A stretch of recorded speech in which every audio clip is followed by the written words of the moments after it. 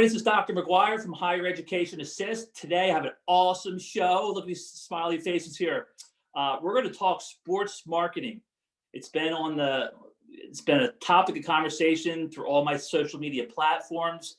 Kids want to know, how can I get involved, right? So I brought Dan and Mike on today to talk about their world, what they do every day from an organization that's hot, respected, and that would be the Philadelphia 76ers, right?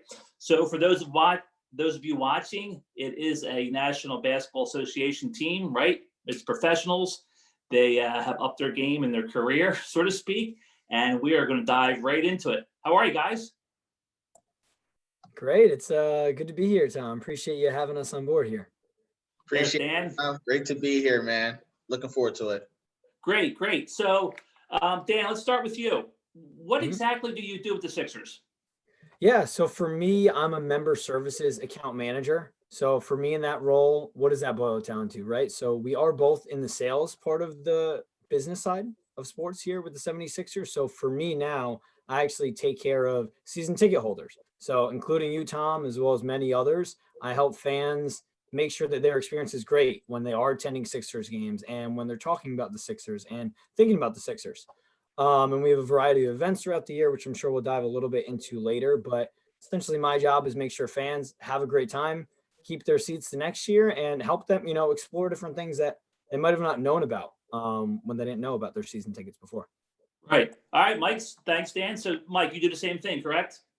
No, not exactly. Okay. Not exactly. I'm actually the guy to get you to Dan. So I'm an account executive with the 76ers. So with that, I'm the guy that's giving you that call, making sure you can get on board, selling you those season tickets for that first year.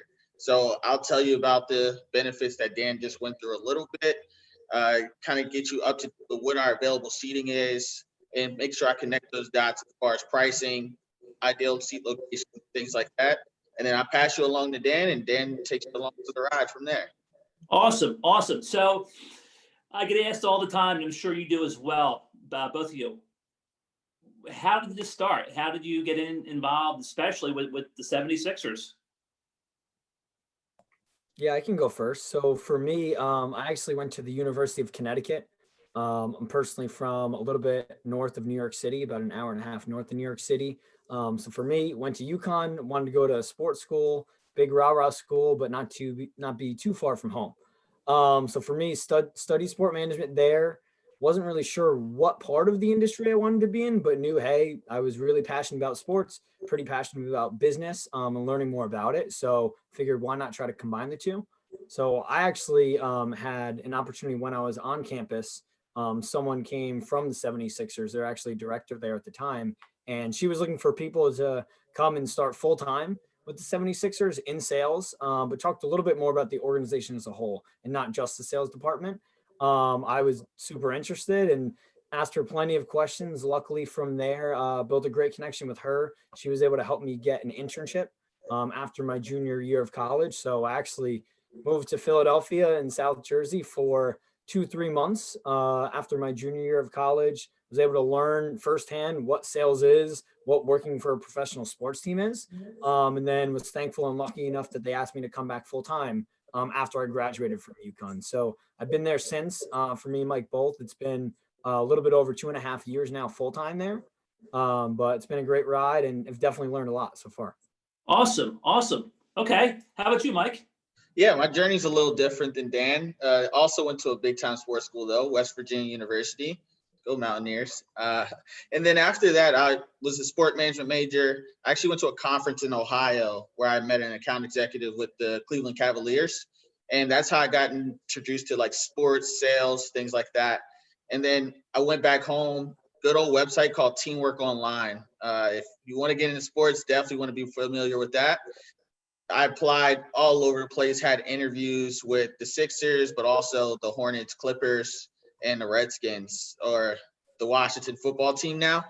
And luckily, I'm actually from the area. So when I got the offer, it was like a no-brainer to get on board. And first day, I'm sitting right next to Dan, and we've been going ever since.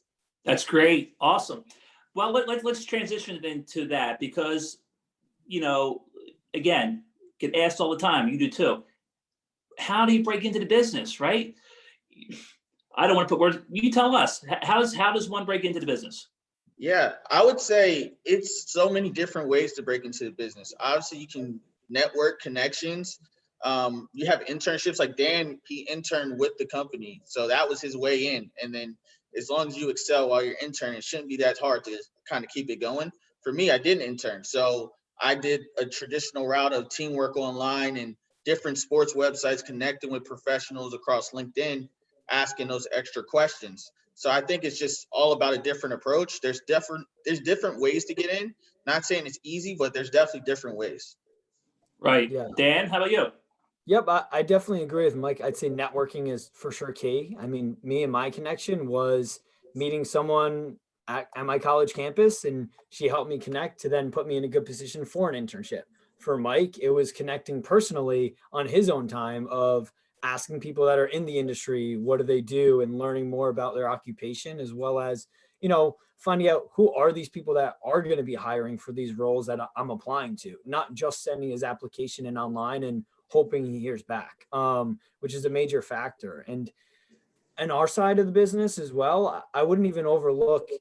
At the end of the day, it is a business. So we're both in sales. A lot of people move into this industry because they have sales experience and they might not have sports experience, and that's okay. I know the Sixers, as well as many other teams, don't necessarily look for sport experience, but what skills have you learned in other roles you've done, or other internships and things like that, that'll help you in a sales role, whether it's in sports or whether it's not in sports. Right, right. So what suggestion would you guys give? Because many times they apply online, right? Kids, young adults, they apply online and think, great, I applied. I'm just going to sit back and wait. Everything you said, the LinkedIn, the networking, so on and so forth. But in today's world where we are right now, that can be challenging too, right? To network. I mean, the games right now are in terms of attendance, right? You know that. So what extra advice would you give considering the situation we're in now? I would say key for me, some of the best advice I ever got is know what position you want and then find people in that position. And when you find them, that's when you learn, okay, what do I need to do to get there? So they'll tell you, hey, you want to make sure you have this attribute and you want to make sure you're bringing this to the table. So then it's like you're applying, but also you're getting that advice for that interview process as well. So you're not just going in there and you're like, yeah, I applied. I love sports. Like it's not going to work that way. You have to actually know what they're looking for, or you're not going to get too far past that application. Can you give me an example who they would reach out to, Mike? Yeah. So if you're looking to get into sales in sports, I would look at not just account executives like myself or account managers like Dan, but also look at sales associates because that's the position they would be applying for, a sales associate position.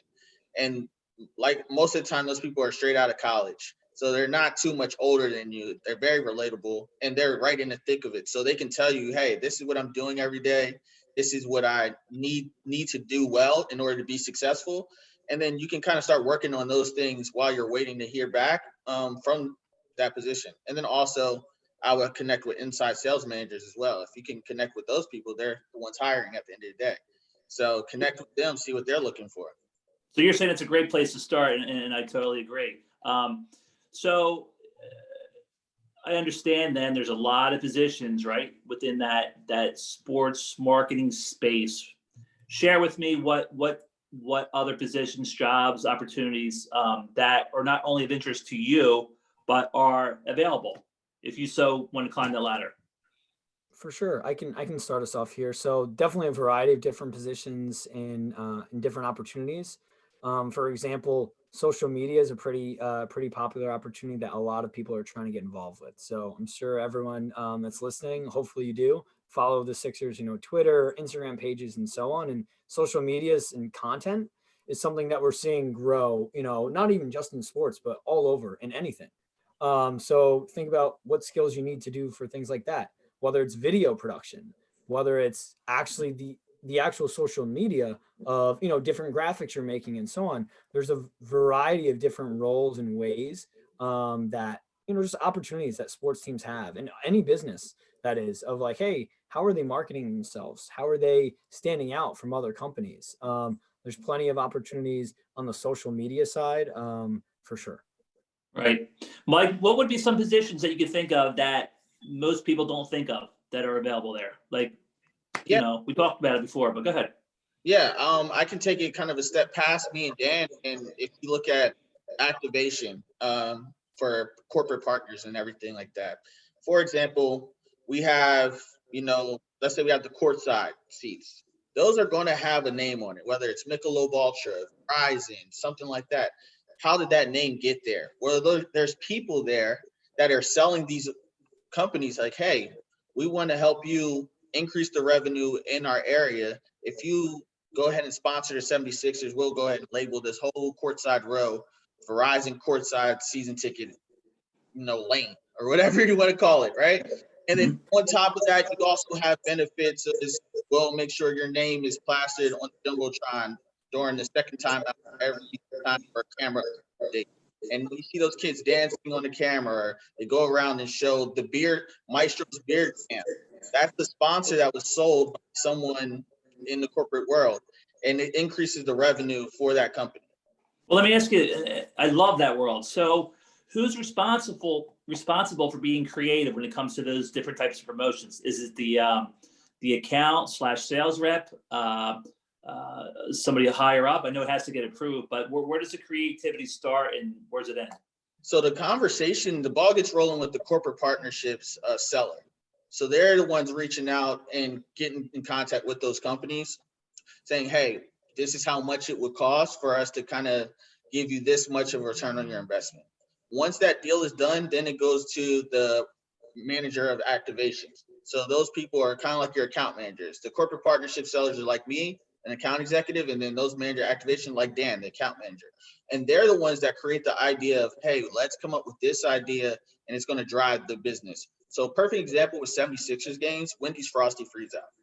There's someone that sold Wendy's, but that activation person came up with the Frosty Freeze Out idea. And now everyone knows it, whether you're in the Philadelphia area or you're all the way in California, you know about the Wendy's Frosty Freeze Out. I'm guilty of it. I'm there when it comes time for that. I'm like, no, this is, yeah, definitely. So Dan, moving forward through your career with the Sixers, and hopefully you're there for a while, but what are your goals? What are your goals at this point?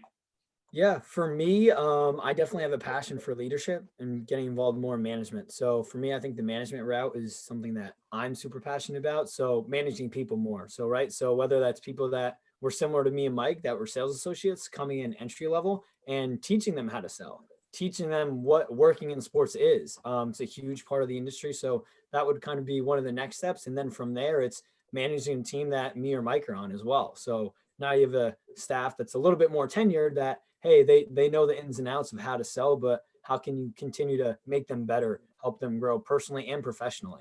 So Sure. moving up through the ranks and hopefully eventually, running my own team one day and being a president of a team is my long. So what do you do to have to get to that point? Keep doing what I'm doing now. So for me, it's, I mean, the biggest thing, and no matter what industry, what role it is, it's if you're trying to make that next step, like the first thing you need to do is do your job right you're doing right now at the highest level. So it's, hey, how can you continue to be at the top of your game and improve at what you're supposed to be doing, your essentials? And then how else are you learning outside of that?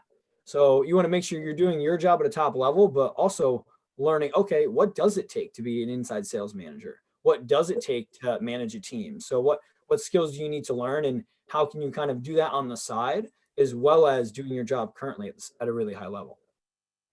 So two things, can that be taught, right? And then two, how do you perform at your highest level?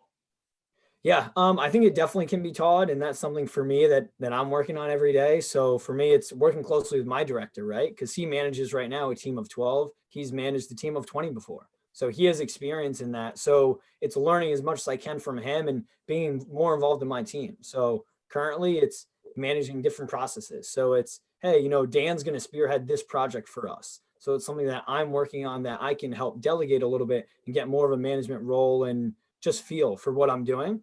As well as we have a great mentorship program within the Sixers. So what does that mean is kind of similar to what me and Mike were saying earlier is we came in as sales associates. So sales associates are coming in usually entry level, most of the time straight out of college. And, you don't really know what's going on. So you need a mentor like myself or Mike or some other people at the Sixers that are teaching you, hey, these are, the things professionally you should be doing, whether it's networking within the office, getting to know other people, or personally as well, just setting you up to have a better career for the long term. Yeah, that's mentorship is the, when everybody buys in and is on the same page to help one another, that's great. Mike, what are your goals? Yeah, so on the opposite, like I was actually just describing, my next step that I'm looking for is corporate partnerships. I want to get into that space of, whether I'm talking to Chick-fil-A and trying to figure out how can I increase the volume of customers in the Philadelphia area through the 76ers. So that's my goal. And then as far as the steps, just like Dan said, doing my job at the highest level, I think that's one of the most important things that anyone needs to know when you're trying to get to the next level. If you're the best at your current position, that's the best way to set yourself up for the next position at the end of the day. So right now I'm reaching out to different businesses in the Philadelphia area to try to increase my volume and bring in some bigger numbers as far as revenue for the team. So then it looks like, hey, he actually knows what he's doing with these bigger accounts. He's ready for the next step. Right. Okay. So, in any job, any career, any organization, every day is not the same. You have good days, you have bad days, right? Let's just be honest. What's a good day for you, Dan? And then Mike, we'll take turns. Dan, what's a good day for you within the organization? It's a great question. And it'll differ slightly for me and Mike, I'd say. Because for me, my main focus is renewing season ticket members. So like you, Tom, it's, making sure you're happy with your current membership and making sure, hey, that you're going to come back the next year and after that.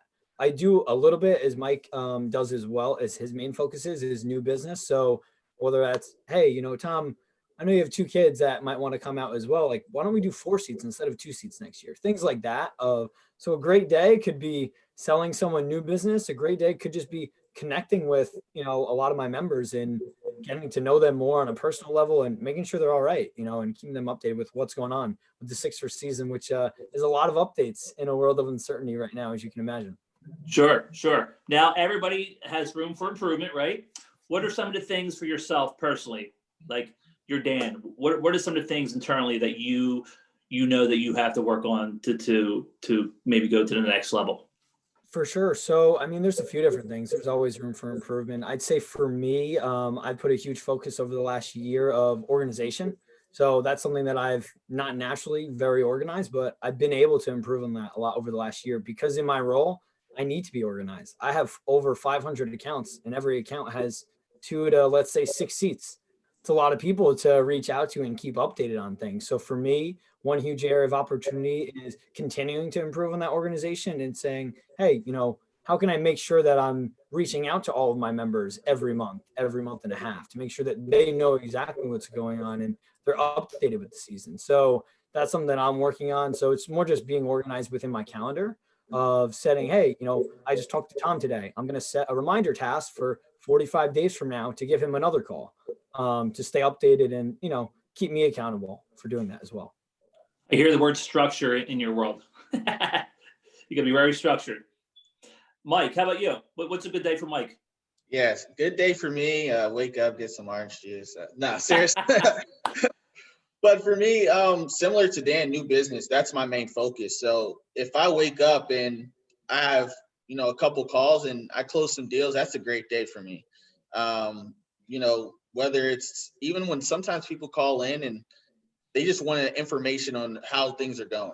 Those sometimes are just great days for me just to have that relief of just having a conversation about good basketball.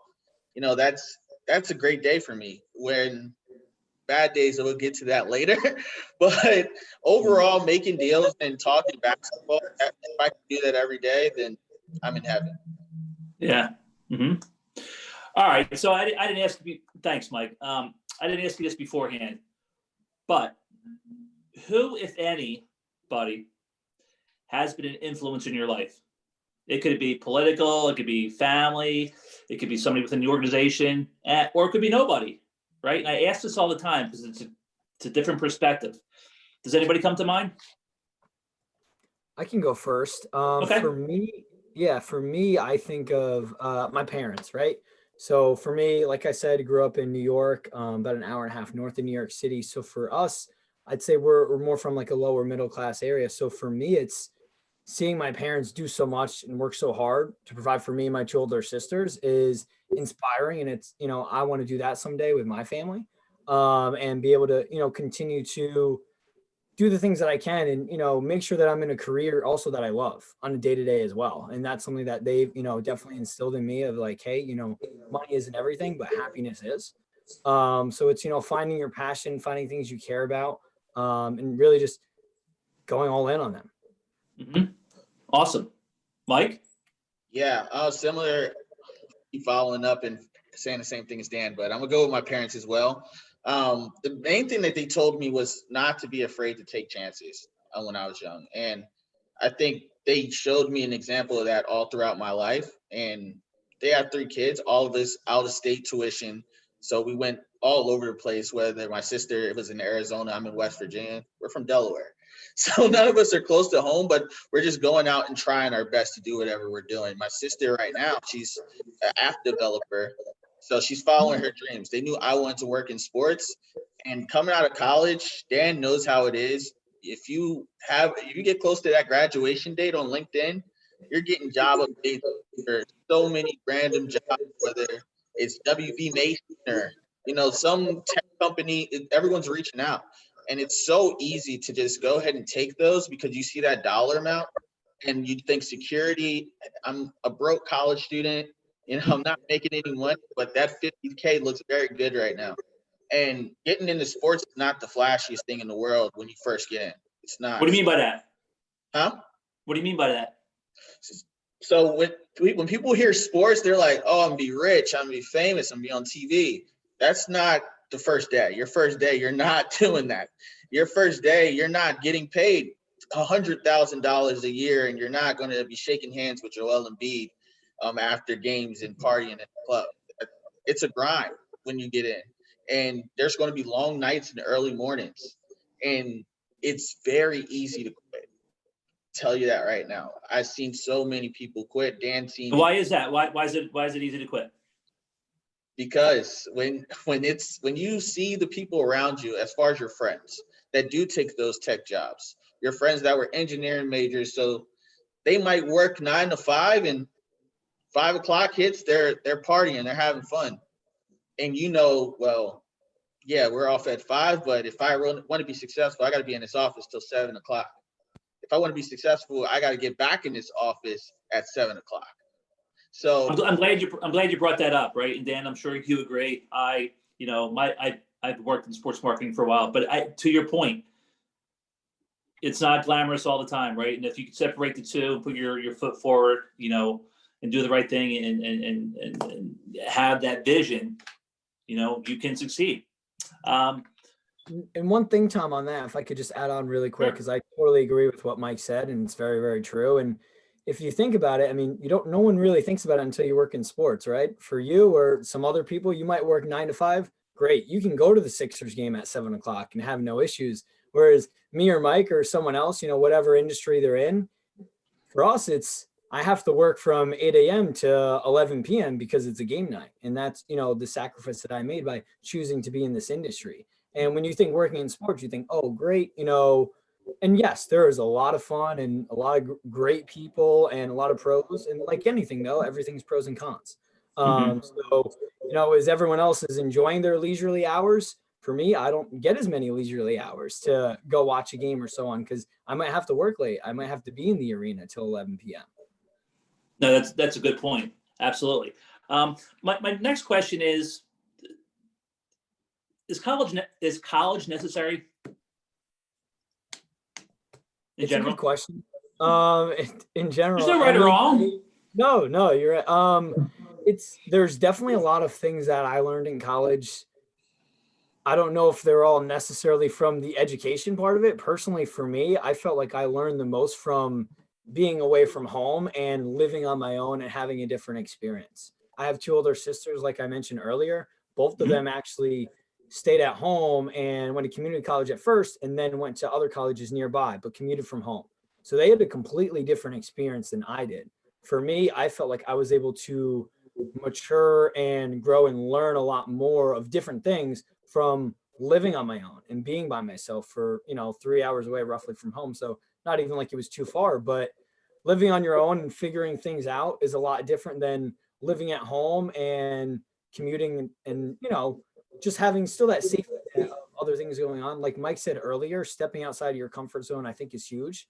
For me, that's probably my biggest takeaway, honestly, from college. Over the courses, over everything, it's the people that I met there, the connections that I've made, and just the learning and maturity experience that I think I got from it helped me. That's a great point. Right. Mike, do you think college is important? Yeah, I would say as far as your courses, the courses are not as important to me. I'm gonna be honest. Like, there's not too many things that when I think back to college, like, oh yeah, I used that today in my current role. But as far as that piece of paper, that is as important as it's going to be, because half the time that's going to get you in the door. So college is necessary as far as the paper, and then experiences like Dan just pointed out to me being in West Virginia by myself, 5 hours from home. I had to do a lot of different things that I didn't even imagine when I first touched down on campus, and it made me a better person. It made me more prepared for today in the real world. So as far as experiences, yes, the paper, as far as your degree, absolutely. You need that to get in the door, but the courses could go. If I could just Sure. courses. And I respect that. And the reason I ask, because, I think more than ever today, kids are being pressured to go to college, right? To go to school. But as you know, the statistics show 1 in 4 seniors, for example, don't know what they want to do, right? And that's part of it.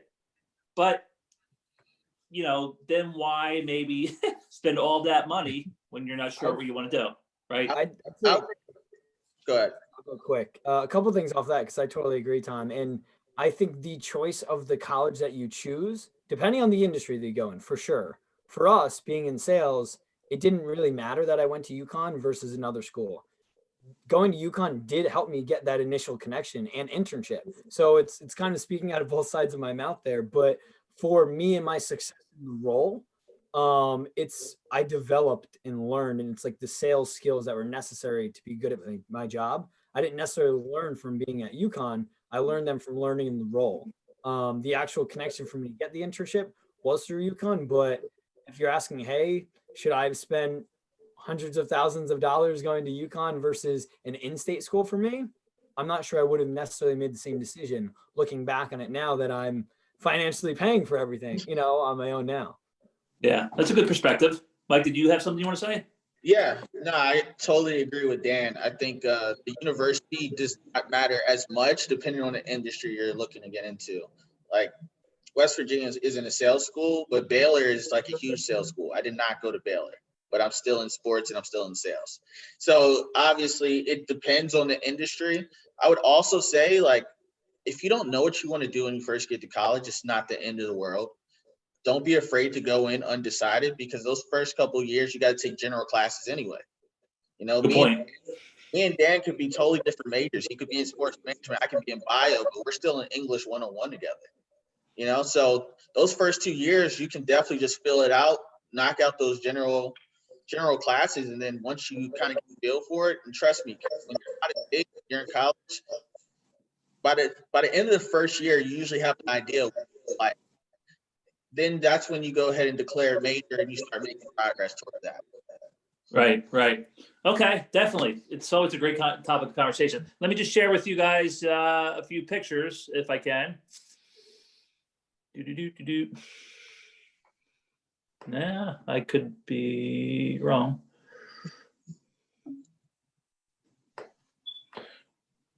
Yep, bear with me. All right.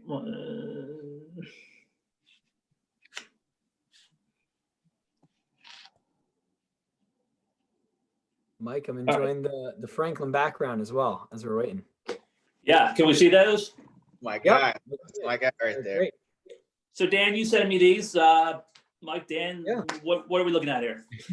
Yep. So this right here is, as I mentioned earlier, we do plenty of season ticket member events throughout the season. So for this one, this is actually, we call it our VIP hardwood event. So it's for VIP clients, row 1 and row 2, and we've done it the last 3 or 4 years now. It actually won a few awards from the NBA. But here this is a picture of our practice facility where the Sixers play every single day, work out, and get better. And as you can see there at the bottom of the screen, you actually see a couple tables looked up for a very, very nice dinner, looking like you're at a restaurant. So this was a really cool event that luckily I had the privilege of working. And essentially what happens is the team chef cooks up a great meal for some of the top season ticket members, courtside members. And they're able to come. And this is back when Coach Brown was the coach of the Sixers. And he actually talked to the fans and talked about what his day-to-day is and talked about the arena, the practice facility, and just had a great meal. And it was a really cool opportunity for courtside members to actually intermingle with a few players as well as a few people on the coaching staff. So it was a really cool and very unique. Okay, awesome. All right, next. Yep. So this one here we actually did a post-game free throws. So a few times a year, we're able to have some season ticket members come down after a game and shoot on the court where the Sixers play. And I know Mike's been at plenty of these and actually sells some of them as well. So Mike, if you want to give a little insight on that, I think they'd enjoy it. Yeah, if you look over there in the bottom right, I'm actually over there in a gray suit. So that's pretty funny right there. Okay. But like Dan said earlier, we have plenty of events, and this is one of those events that we actually had, I want to say in that February, March timeframe, right before the pandemic truly kind of stopped the world. But after the game, invited a certain amount of season ticket members. You'll know before the game, make sure you sign a waiver before you step on the court, and you get to shoot around. And it's kind of like experiencing being an NBA player. Like, I don't know about you, but when I was in high school, middle school, I wasn't shooting on NBA courts at the end of the game after the Sixers just won and Joel Embiid was dunking and shooting on the court all night. So it's pretty cool experience if you ask me. Yeah, that's great. A lot of cool opportunities with you in your world. Okay, what do we have here? Yep. So this one, another season ticket member event. So this is, as you can see over there in the gray, nice suit jacket, is Dr. J, Sixers legend. So this was an event. We actually had another season ticket member event where we actually had a watch party. It was a Sixers Celtics game. We had a big projector at Parks Casino, who's one of our partners, as Mike was talking about earlier, of using your partners, right? What a great opportunity than having an event at one of your partners' casinos. And so we had an awesome watch party. There was a buffet of food for season ticket members. There was a couple of drink tickets, and we raffled off some really cool prizes. And what's cooler than hearing from a Sixers legend, doing a Q&A with actually our friend Rob, who's actually on my team as an account manager, had an awesome opportunity to ask Dr. J a few questions, as well as kick it to season ticket members to ask him whatever they wanted to know. That's great. That is really fun. Okay. And this one here, Mike has seen it plenty of times as well. So throughout the games, we're talking about different opportunities. Like one opportunity is our game day marketing and promotion staff as well. So what they do on a game day, and it's whether it's the Sixers or I know I did it for a summer for a minor league baseball team of promotions. So those promotions, similar to what Mike was saying, work with corporate partners. So this is one right here. It's one of our PA lottery partners here. So it's kind of like a money machine. So you're in there and you try to catch as many ping pong balls as you can.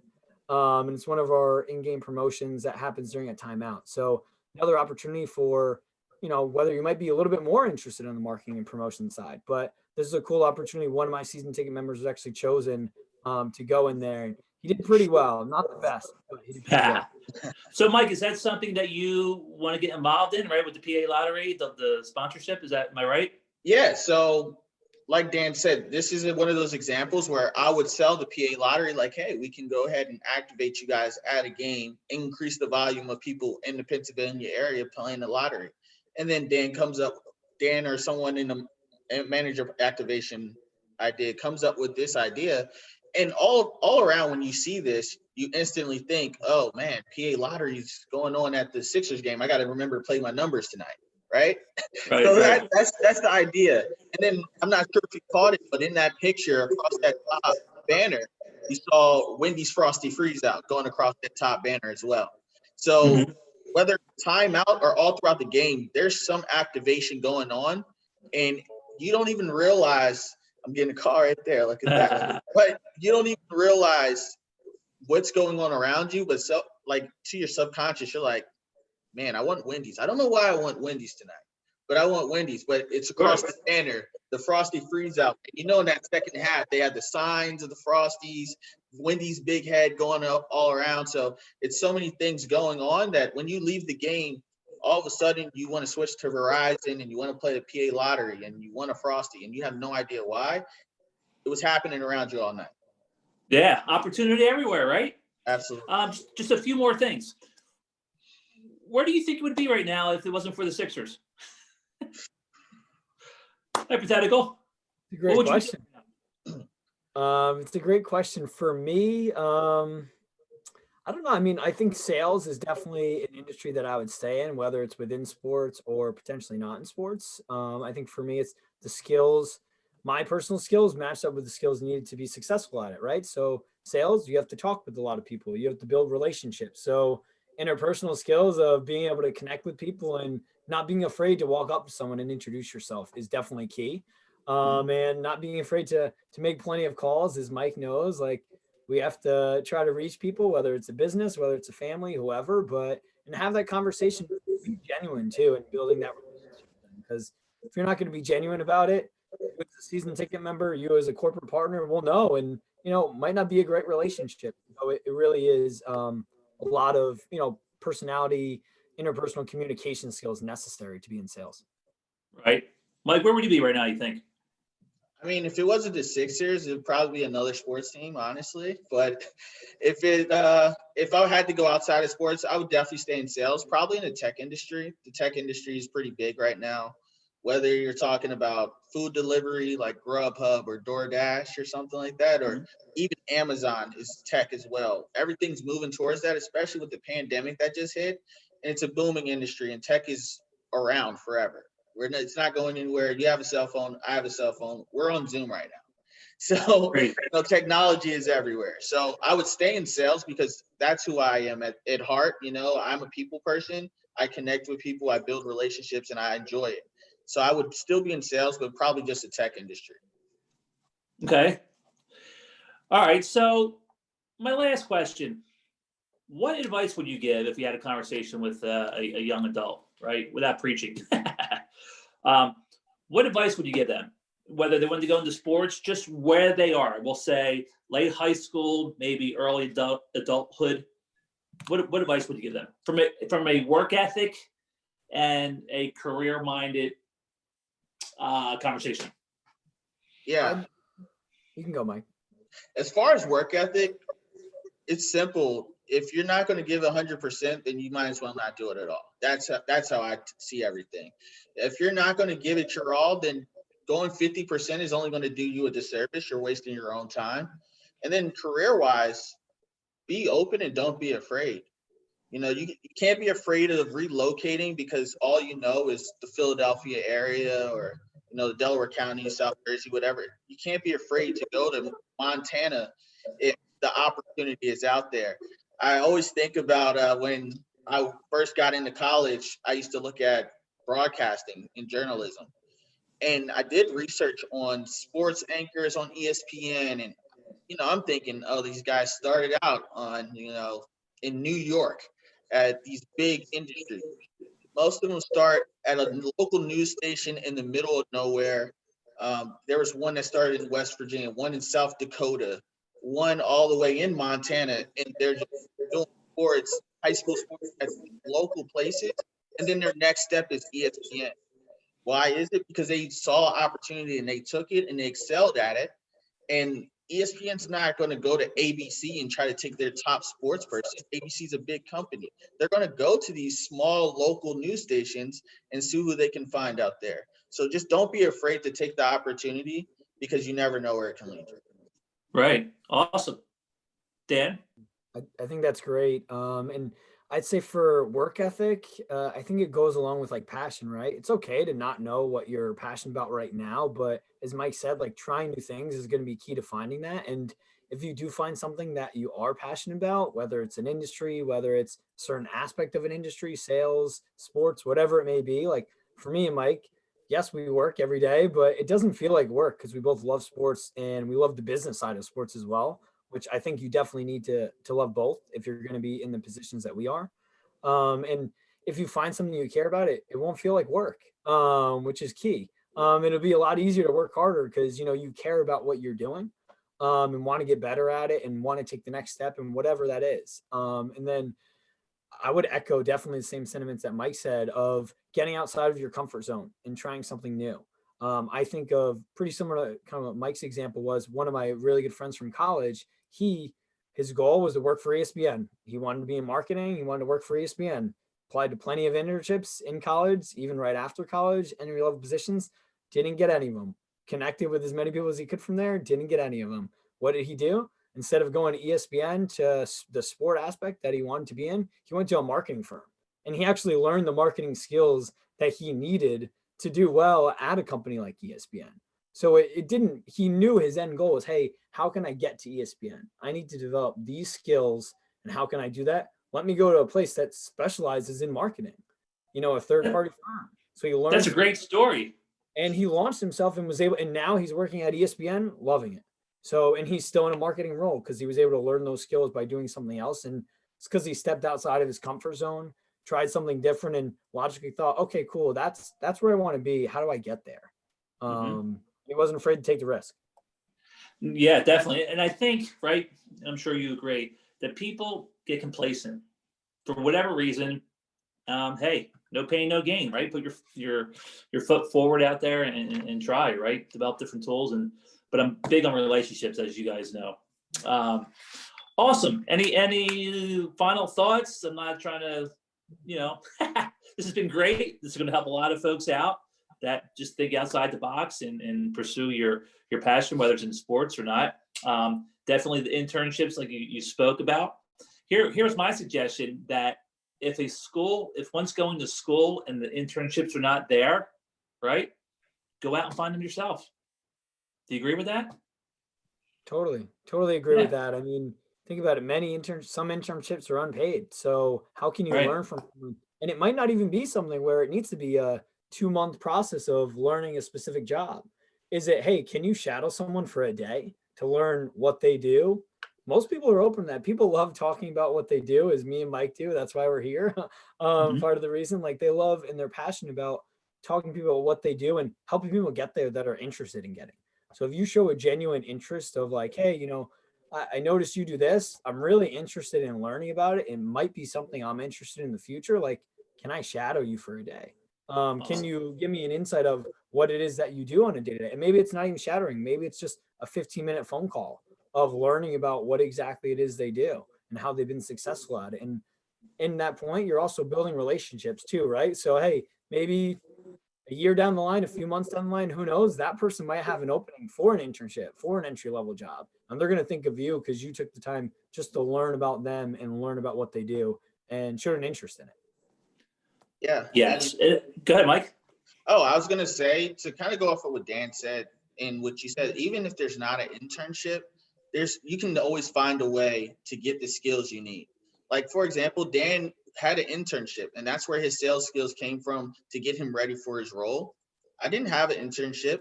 Couldn't find an internship. So instead, I worked at Finish Line as a sales associate selling sneakers. That's where I got my sales skills from. So then when it came down to interviewing, does he have sales skills? Oh, he worked at Finish Line for a year. It's not your traditional sports internship, but the skills are still translatable. So even if you can't find the internship, find a way to find the skills. If you can find the skills and learn the skills, that's all you need. Yeah, good point. Definitely. I even tell folks, go start with your high school sports team, right? Be a videographer, run the water up and down the field, right? Just whatever you got to do to get your feet wet, so to speak. All right, guys, this has been awesome. I really appreciate it. Autotraining.com, .edu. I want to thank them as a supporter of Higher Education Assist. And guys, I will include your contact information in our social media and label it to this video. And thank you so much. I appreciate it. Appreciate it. Thanks for the time. Appreciate your time. Thank you. Okay, just hang tight, guys.